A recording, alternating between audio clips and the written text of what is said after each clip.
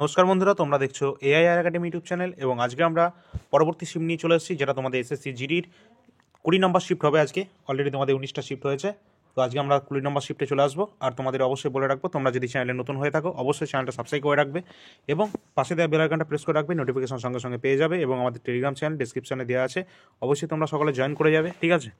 সেখানে কিন্তু গুরুত্বপূর্ণ তোমরা নোটিফিকেশন পেয়ে যাবে। এবং এই পিডিএফটা তোমরা যদি সংগ্রহ করতে চাও অবশ্যই ডিসক্রিপশনে নাম্বার দেওয়া আছে, ওই নম্বরে তোমরা যোগাযোগ করবে হোয়াটসঅ্যাপের মাধ্যমে।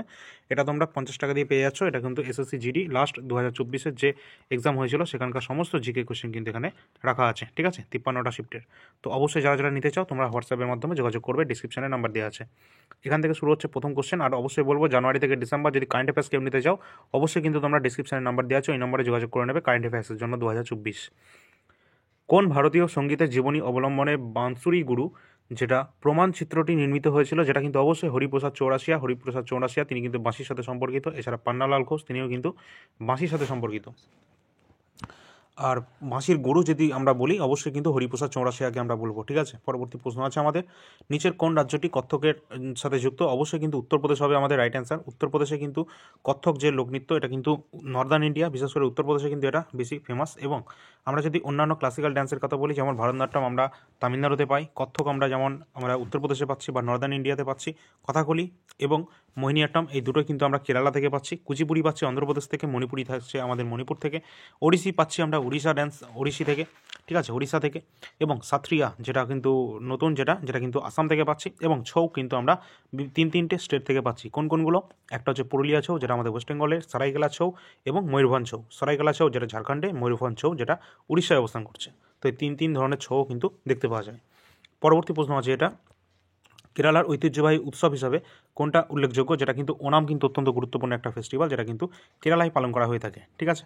তো এগুলো অবশ্যই দেখে রাখবে। আর বিভিন্ন ফেস্টিভ্যাল যেমন পোঙ্গল, ওটা কিন্তু তামিলনাড়ুতে পায়, ঠিক আছে? তো বিহুটা কোথায় পায়? আসামে পায় বিহুটা, ঠিক আছে? এই ধরনের বিভিন্ন ফেস্টিভ্যাল কিন্তু বিভিন্ন জায়গায় কিন্তু আমরা দেখতে পারি। এছাড়া কোনারকের ড্যান্স ফেস্টিভ্যাল বলে একটা হয়ে থাকে, সেটাও কিন্তু আমাদের উড়িষ্যাতে হয়ে থাকে। এবং কোনারক যে সূর্য মন্দির, এটাও কিন্তু উড়িষ্যাতেই অবস্থান করছে, ঠিক আছে? এইগুলো তোমরা একটু দেখে রাখবে, এখান থেকে প্রশ্ন অবশ্যই কিন্তু তোমাদের জিজ্ঞাসা করা হবে। পরবর্তী আমাদের প্রশ্ন আছে, এটা ফ্রি থ্রো এটি হলো ড্যাশ খেলার সাথে সম্পর্কিত। এটা কিন্তু অবশ্যই বাস্কেটবলের সাথে যুক্ত একটা টার্ম, যেটা কিন্তু আমাদের ফ্রি থ্রো, অর্থাৎ ফ্রি থ্রো, এটা কিন্তু আমাদের খেলার সাথে একটা যুক্ত। এছাড়া কিন্তু অন্যান্য আমাদের কিন্তু রয়েছে, যেমন হচ্ছে আমাদের ক্রস ওভার রয়েছে, অ্যাসিস্ট রয়েছে, সেন্টার রয়েছে, পয়েন্ট গার্ড বলে একটা টার্ম আছে, ঠিক আছে? বোর্ড তোমাদের ব্যাকবোর্ড বলে অপশান আছে, যেগুলো সবই কিন্তু এই বাস্কেটবলের সাথে যুক্ত, এগুলো বিভিন্ন টার্ম। আর এগুলো তোমাদের টপিক ওয়াইজ ক্লাস কিন্তু অবশ্যই তোমরা এআইআর একাডেমি চ্যানেলটা সাবস্ক্রাইব করে রাখবে, কারণ সেখানে কিন্তু তোমরা পেয়ে যাবে, এই চ্যানেলটাই কিন্তু এআইআর একাডেমি, যেখানে তোমরা প্লেলিস্ট দেখতে পাবে স্ট্যাটিক জেকে বলে, সেখানে গুরুত্বপূর্ণ ক্লাস দেওয়া আছে, ওখান থেকে তোমাদের জিডি পরীক্ষায় কমন আসবে। এছাড়া পলিটির যদি তোমাদের কমন পেতে চাও অবশ্যই অল ইন্ডিয়া র্যাঙ্ক আছে, চারটে ক্লাস আছে, অবশ্যই 4টে ক্লাস দেখে নেবে। আশা করছি ওখান থেকে তোমাদের 2 নম্বর পলিটি কিন্তু কভার হয়ে যাবে। এছাড়া সেন্সাস দেখে যাবে, সেন্সাস থেকে তোমাদের 2 নম্বর কোশ্চেন আসবে এবং পঞ্চবার্ষিকী প্ল্যান থেকে তোমাদের 2 নম্বর প্রশ্ন আসবে, ঠিক আছে? এগুলো সব কেউ যেন মিস করবে না। পরবর্তী প্রশ্ন আছে আমাদের সংবিধিবদ্ধ যে তারল্য অনুপাত SLR, এটা কি? এটা একটা আমানতের যে অংশ যা ব্যাংকগুলিকে স্বল্প মেয়াদে তরল আকারে রাখতে হবে, যেটাই কিন্তু আমাদের SLR। পরবর্তী আমাদের প্রশ্ন আছে, নিচের মধ্যে কে 1993 সালের শিকাগোতে বিশ্ব ধর্ম সংসদে, এটা কিন্তু 1893-তে, ঠিক আছে, বিশ্ব ধর্ম সংসদে ভাষণ দিয়েছিলেন? এটা কিন্তু স্বামী বিবেকানন্দ দিয়েছিলেন, ঠিক আছে?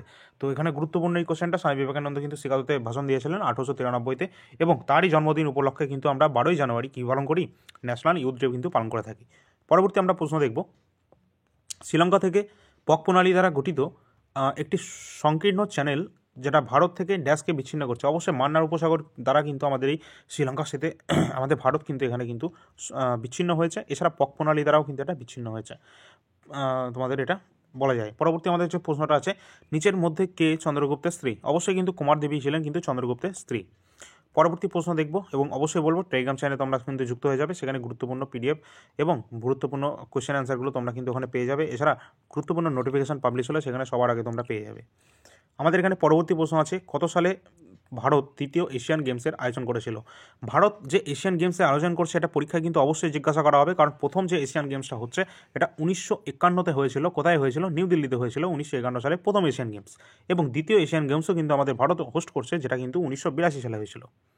মানে দ্বিতীয় এশিয়ান গেমস নয়, মানে সেকেন্ড বার যে আমাদের এশিয়ান গেমসটা হচ্ছে সেটা কিন্তু আমাদের ভারত হোস্ট করেছিল, যেটা 1982-তে, প্রথমবার 1951-তে, দ্বিতীয়বার 1982-তে।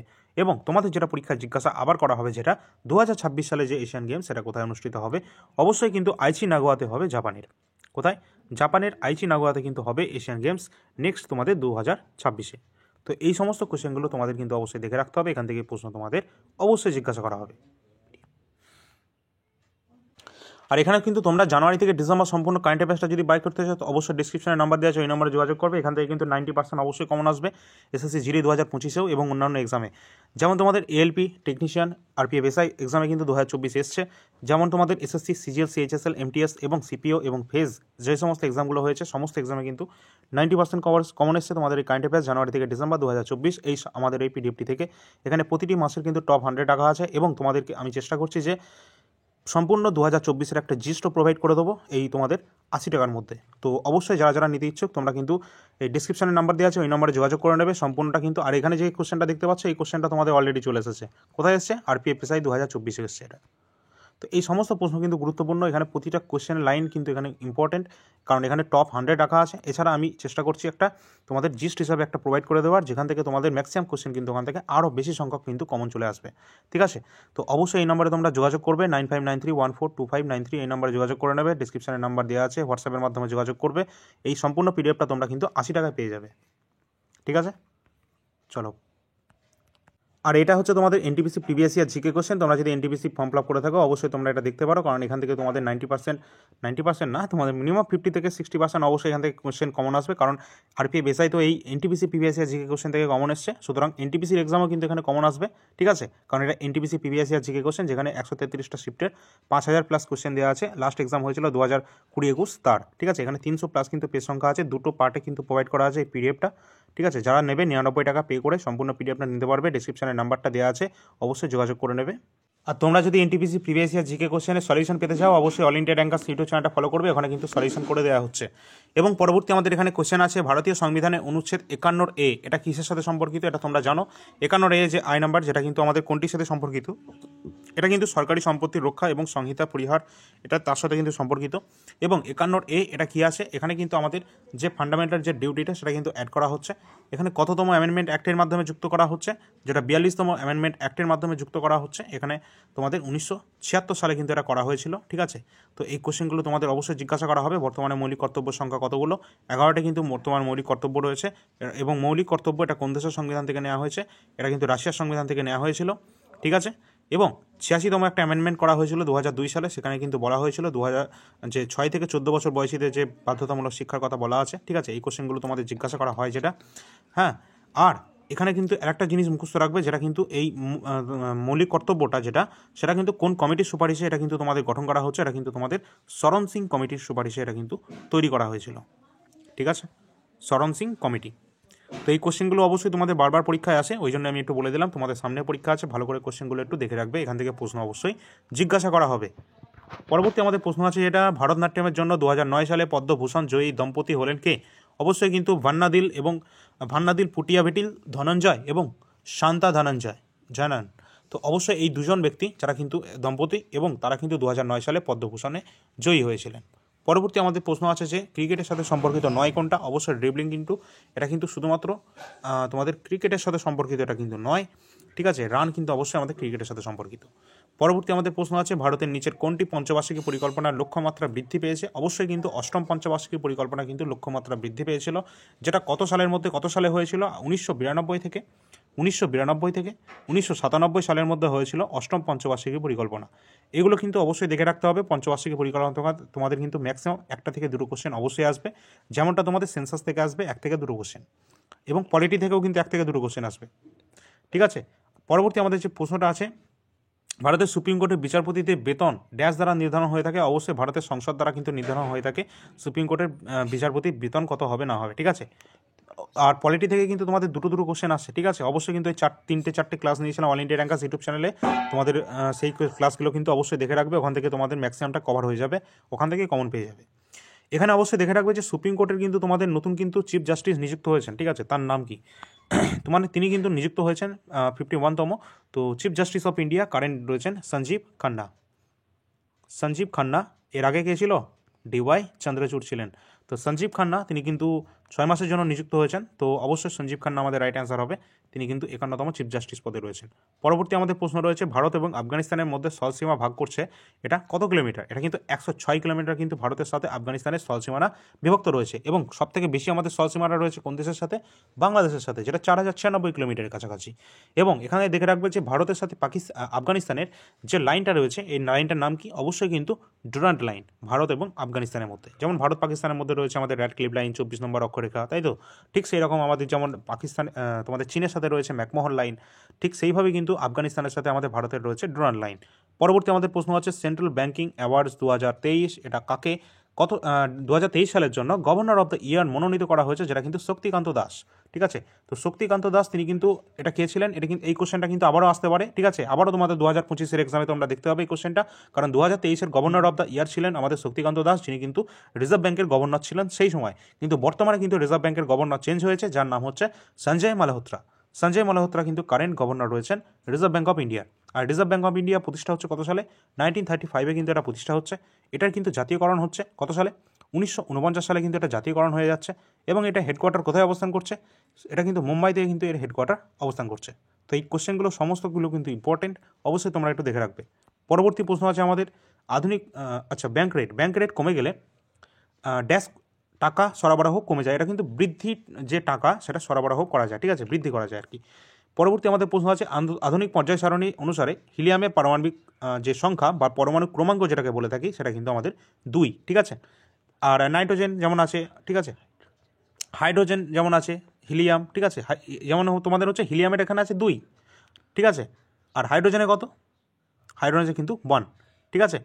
আর এগুলো একটু দেখে রাখবে এখান থেকে যে তোমাদের আইসোটোপগুলো হয়, ঠিক আছে, যেমন সমস্থানিক, তারপরে তোমাদের রয়েছে বিভিন্ন ভর সংখ্যাগুলো, বিশেষ করে তোমাদের এই 1 থেকে 20 পর্যন্ত যে কটা তোমাদের পারমাণবিক ক্রমাঙ্কগুলো আছে পরপর এগুলো একটু দেখে রাখবে। এগুলো মানে এই কটার মধ্যে তোমরা কিন্তু পেয়ে যাবে ম্যাক্সিমামটা।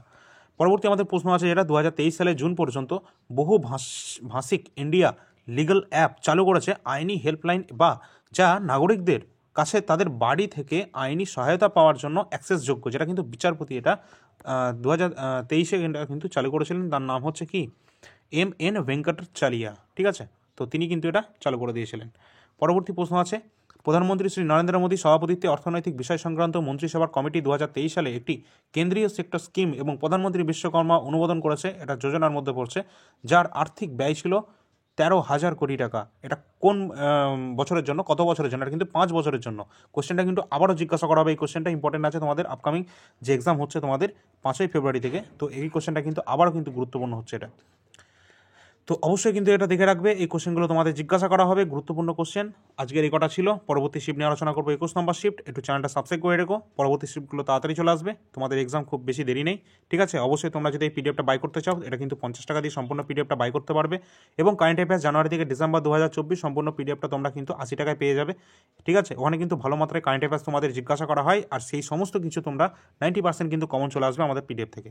কারেন্ট অ্যাফেয়ার্সের কথা বলছি, আর এটা কিন্তু প্রিভিয়াস ইয়ার জিকে কোশ্চেন, এটা অবশ্যই তোমাদের পড়তে হবে, না পড়লে তোমরা বুঝতে পারবে না, ঠিক আছে। আর এখান থেকে কিন্তু হুবহু কোশ্চেন অনেক বারবার রিপিট করে, এসএসসি, রেল, এদের স্বভাবই হচ্ছে কোশ্চেন বারবার রিপিট করা। তো অবশ্যই সেগুলো কিন্তু মাথায় রাখতে হবে, সেই জন্য আগের বছরের কোশ্চেন অবশ্যই করে যেতে হবে তোমাদের। তো চলো পরবর্তী ক্লাসে আসছি। আর যারা NTPC previous year GK question বারবার চাইছিলে, তারা ডিসক্রিপশনে নাম্বার দেওয়া আছে, ওই নম্বরে যোগাযোগ করবে। সেখানে 133টা শিফটে 5,000 প্লাস কোশ্চেন রয়েছে, ঠিক আছে। আর ওই কোশ্চেনগুলো কিন্তু বারবার কিন্তু রিপিট হবে তোমাদের এনটিপিসি যে এক্সামটা হতে যাচ্ছে, এপ্রিল দিক থেকে হয়তো শুরু হয়ে যাবে তোমাদের এক্সাম। তো আশা করছি তোমরা কিন্তু ওখান থেকে ম্যাক্সিমাম তোমরা আউটপুট পেয়ে যাবে। আর আমাদের channel all India rankers YouTube চ্যানেলটা ফলো করে রাখবে। তো সেখানে কিন্তু তোমরা ম্যাক্সিমাম কোশ্চেন কিন্তু ওখানে পেয়ে যাবে, জিকে কোশ্চেন, ঠিক আছে। আর গ্রুপ ডির জন্য কিন্তু তোমাদের ফর্ম ফিল আপ স্টার্ট হোক 23 তারিখ থেকে, তোমাদেরও কিন্তু ক্লাস শুরু হয়ে যাবে এই চ্যানেল এআইআর একাডেমি ইউটিউব চ্যানেলে। ওকে, তো চলো পরবর্তী ক্লাসে আসছি। ধন্যবাদ।